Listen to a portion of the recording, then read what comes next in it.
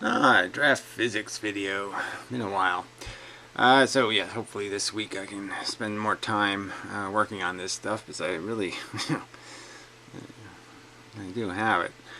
Anyway, so this is a response to Ken Wheeler guy, the angry photographer, whatever. See if I can get him to make a video response, or to acknowledge my request to have a live conversation, and he doesn't seem to be willing to do any of this debating of his theories and the counter arguments he doesn't really want to deal with.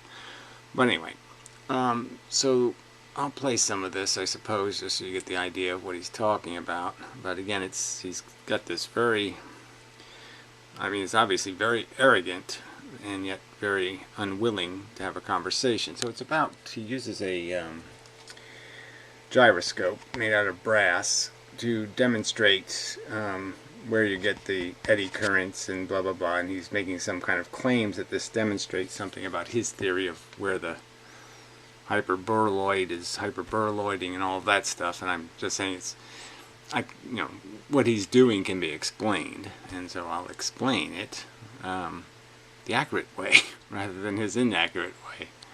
Talk about basically one of I'm based on a particle theory, of course. my most popular videos. I made 4 videos afterwards because I actually tilted the gyroscope along the centrifugal edge of that super powerful and gigantic monster magnet. Yeah, so by the edge, he just means that, so say this is a magnet, the top, north, south kind of thing.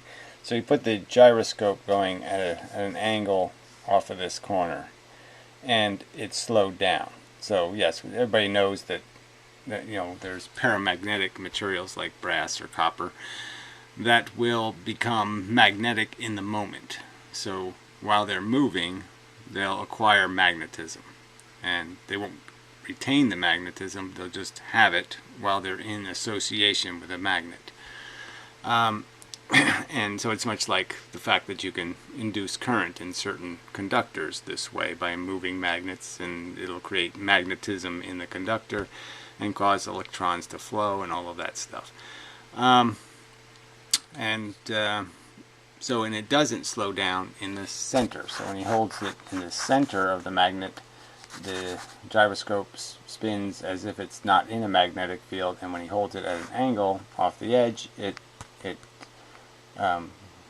dampens more quickly.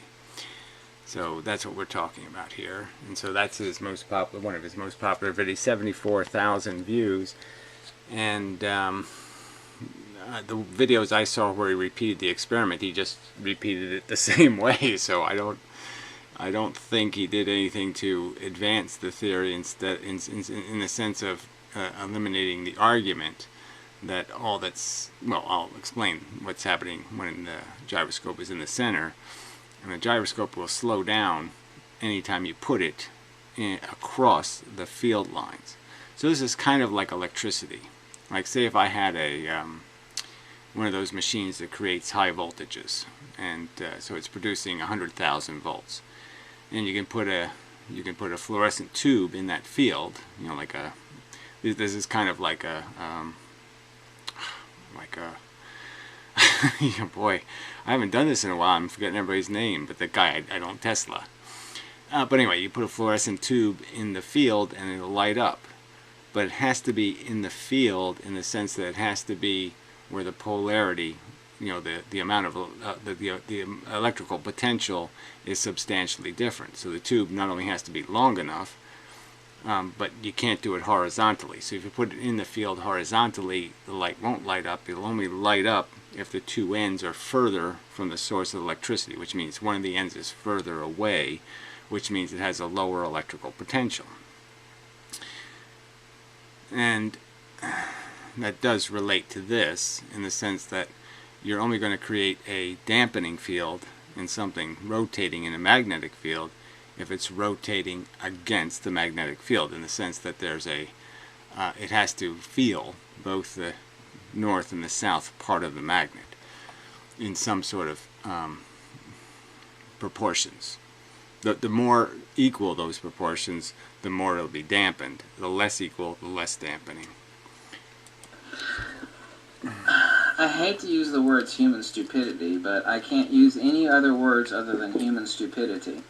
I've had thousands of comments about that video where I take this gyroscope, I spin it up, I place it at the dead center, the point of centripetal convergence over that gigantic monster magnet. Right, so he says that's the centripetal convergence. Now what it really is a monopole. So see, he has a magnet so large. See, I could take a regular magnet, and if I take a normal sized gyroscope, I'm not going to be able to set it on here without the field lines starting to bend, which means that all the electrons and all the stuff in this atmosphere will become magnetized and lining up on the atmosphere is essentially lining up on that thing, and it's creating magnetic field that this one's initiating. So this magnet is creating essentially a magnetic field around it, made of the atomic structure of the atmosphere around this magnet, and that field ends up creating what is necessary, which is a mixture or exposure to both the polarities. You have to have the polar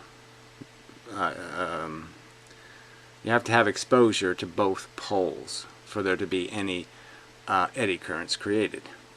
So when he takes a gyroscope, when he has a huge magnet, it means he can set a gyroscope inside a surface that's entirely a monopole, essentially. So this magnet is only a magnet, okay, from a distance. From inside a certain distance, it's a monopole, and that's why you can essentially, well, you can actually make magnets stick. If you force a south pole into a north pole on a magnet, you can actually make the two stick, like as if they were like the same pole will end up sticking as if they're the same pole. See, now this magnet had two different poles. I turned it around. It's sticking just as if the magnets were the same pole, because I'm essentially sticking it to essentially the monopole is allowing the magnet to switch its polarity, and because all it's getting is radiation of the one kind. So the point being is the radiation comes in from all directions, gravity, and in a magnet what happens is it's converted to this polarization takes place. So all the stuff that goes through this thing turns red, all the stuff going through this thing turns blue, and inside of here is basically the opposite's happening. All the red's going in here, it's coming out blue, all the blue's going in here, it's coming out red, and so it's the two are conservational. So, for every bit of conversion you have coming out, you have conversions between these two poles. So, I mean, you don't have any loss. It's a lossless system. But the point is that the two poles, it's essentially a monopole. So when he sets the gyroscope here, there's no exposure, essentially, to this south pole of the magnet. It doesn't feel it in any kind of substantial way when it's spinning this way. Now if you spun it this way, you could create the effect, because now you're weakening how much exposure there is, and they don't have the same exposure. So theoretically you could say that some of this south pole is these little, like if I put a magnet here, it will point north to south, but like I said, it gets ambiguous when you get really close to the surface of the magnet, because the influence of the south pole is so much less than the influence of the north pole. The proportions are so dramatically different in terms of how much red versus blue gets in here. So I drew this as all red, but there is a little tiny bit of blue. But the real point is on the edge of the magnet is where you start to get more and more blue mixing into the red. So when he tilts the gyroscope on this edge, what he's really doing is giving the gyroscope exposure to the south pole, and that's what's allowing the gyroscope to become polarized. Now if he tilted it this way, he's not going to get the effect. So it's only when he tilts it this way that he gets the effect, and that would be one experiment he could do to demonstrate that it's really exposure to this south pole of the magnet that's creating the eddy currents that's allowing the brass to become magnetized. It can only become magnetized when it's exposed to both poles. And that's really the secret of this thing. Sit there and spin and spin and spin and spin. Obviously the friction of the bearings will eventually slow it down. And then I actually place it over near the edge. People actually see that I have it tilted. They're like, why don't you hold it upright? Well, I did 4 other videos months and months ago where I actually did hold it upright. And if I actually... Well, again, I didn't see that, but even if you do hold it upright, the point is that half the gyroscope will have exposure to the south pole, so now more and more of the brass is getting polarized or magnetized, and that's creating the two forces are fighting each other, and that's why it dampens the rotation of the gyroscope, because the two magnets are now fighting each other, which is the common phenomenon in magnetic flux. Place it along the centrifugal edge of that magnet, it will immediately start to radically slow down, and within just a couple few seconds, it's halted. That video has had countless thousands of views, and the epic stupidity, I hate to say this, you're going to think I'm so arrogant, but it's absolutely mind-blowing. I said in that video endless, numberless times. So, again, what I'm really arguing is, I've got this written as straight lines, but you have to understand that these are the field lines. And what's really happening is if you want to create the most dampening in a gyroscope, or you want to create the most field effect in some other object, so in some paramagnetic material, if you want to make it magnetize, the best place is always where the curves are. So the more curved the lines are, the more effect you're going to have in terms of creating the polarization necessary for eddy current. So the more flat the field lines, the more likely it is the gyroscope will spin. The more curved the lines, the more likely it's going to become magnetized and be dampened.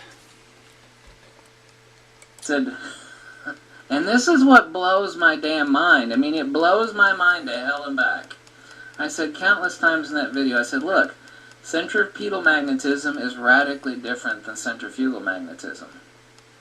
That is the crux and the axis mundi. It is the meat and the hamburger of that entire... Yeah, well, whatever. The real thing is I think if you put the gyroscope right on the edge, so whatever this line is called again, but whatever, you put it on that edge here, going this way with the wheel spinning this way, you should have the maximum effect in the terms of the dampening.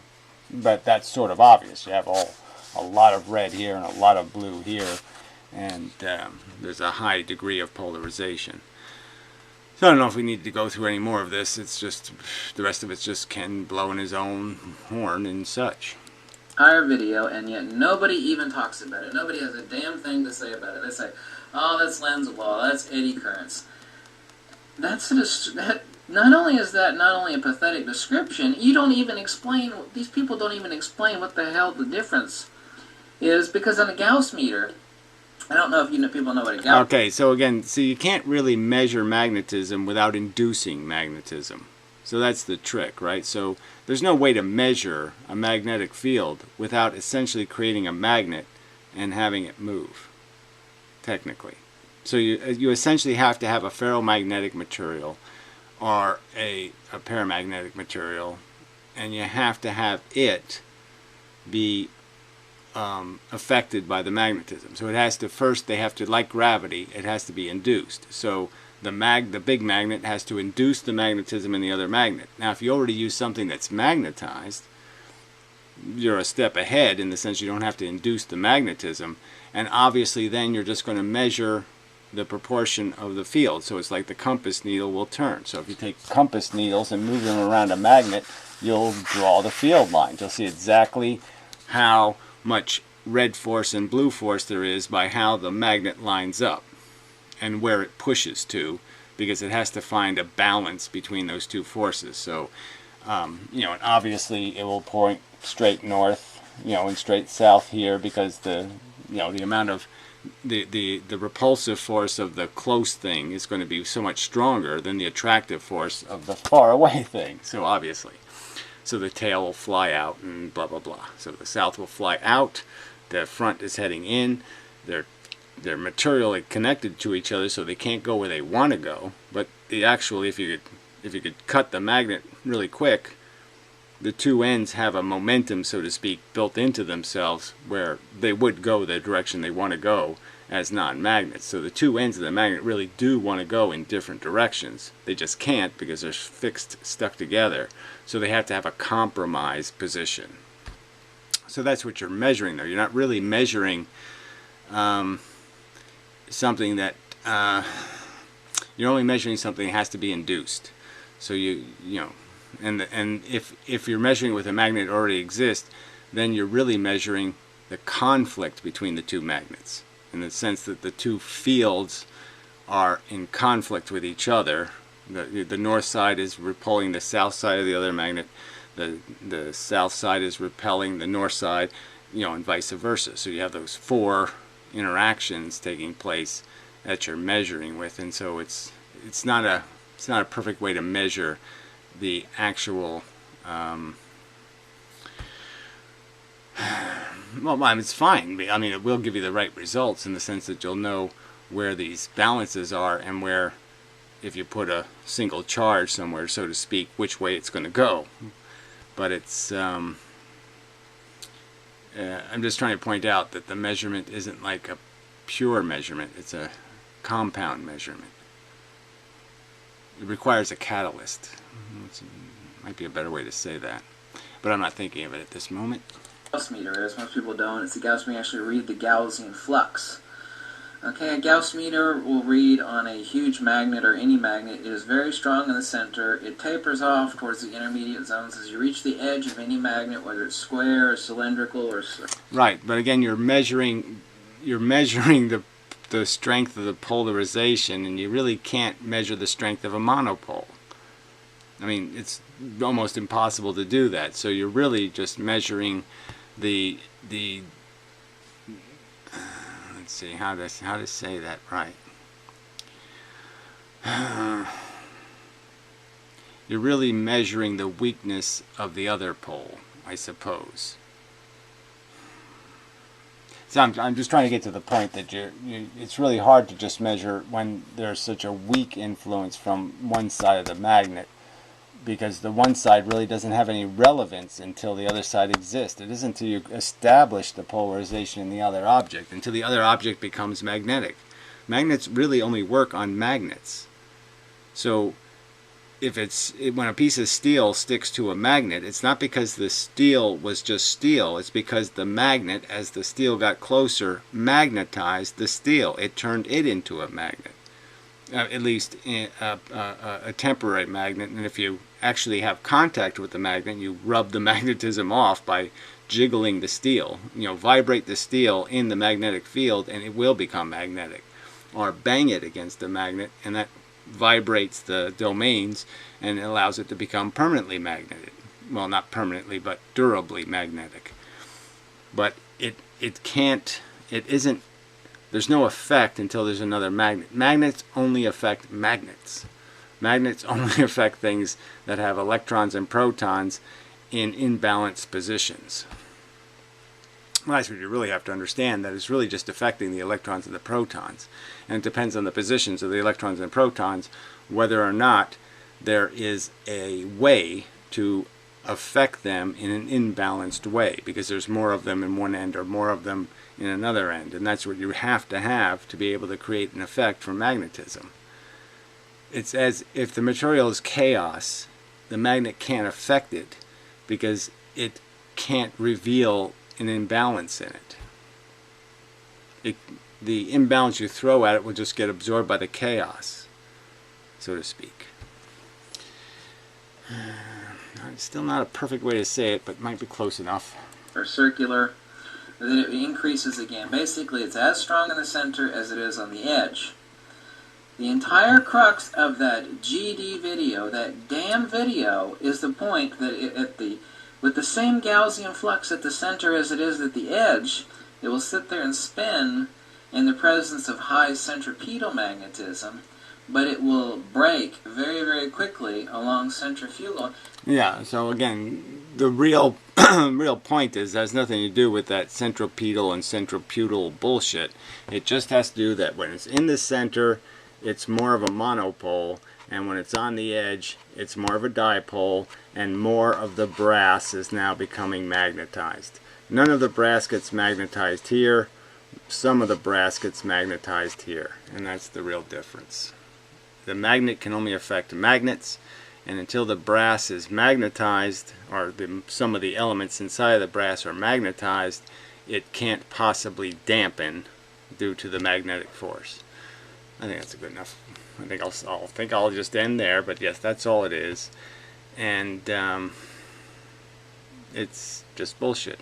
So here's a guy who's got a video, and we'll see what his explanation is, and maybe I'll make an update. But he's mentioning this video and doing the experiment, but he might just be repeating the same bullshit experiment, so that won't be of much help.